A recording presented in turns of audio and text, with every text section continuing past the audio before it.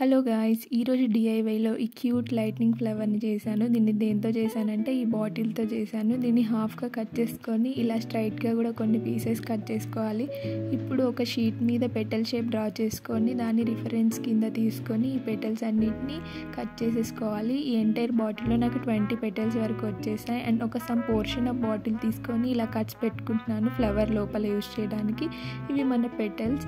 And ఇప్పుడు ఈ petals అన్నిటినీ క్యాండిల్ ఫ్లేమ్ దగ్గర ఇలా సెట్ చేసుకోవాలి. ఎందుకంటే ఇలా సెట్ చేసుకోవడం వల్ల proper finishing and glossy finishing వస్తుంది. అన్ని పెటల్స్ని ఇలానే ఫ్లేమ్ దగ్గర సెట్ చేసుకున్న తర్వాత ఇక్కడ గ్రీన్ కలర్ వైర్ తీసుకున్నాను. దీనికి ఇంతసేపు లోపల యూస్ చేస్తామని చెప్పాను కదా, దాన్ని ఇలాగ పేస్ట్ చేసుకోవాలి.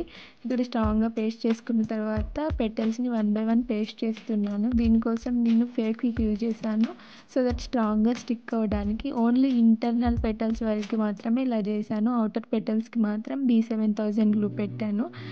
గాయ్స్, ఇలాగా చిన్నగా సెట్ చేసుకోవాలి. అండ్ కొంచెం పేషెన్స్తో దీన్ని మొత్తం సెట్ చేసుకుంటే మాత్రం అవుట్పుట్ మాత్రం డ్యామ్ క్యూట్ ఉంటుంది గాయ్స్, ట్రస్ట్ మీ.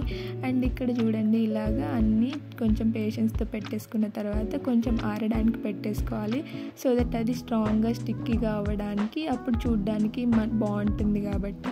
ఇది మన సెమీ అవుట్పుట్ గాయ్స్. అండ్ దీనికి నా దగ్గర ఉన్న ఎల్ఈడీస్ని ఇలాగ టేప్తో సెట్ చేసేసుకుంటున్నాను.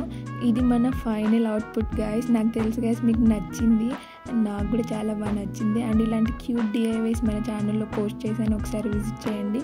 అండ్ నన్ను సపోర్ట్ చేయాలనుకుంటే ఈ వీడియోని లైక్ చేసి సబ్స్క్రైబ్ చేసేయచ్చు కదా. Thank you for watching.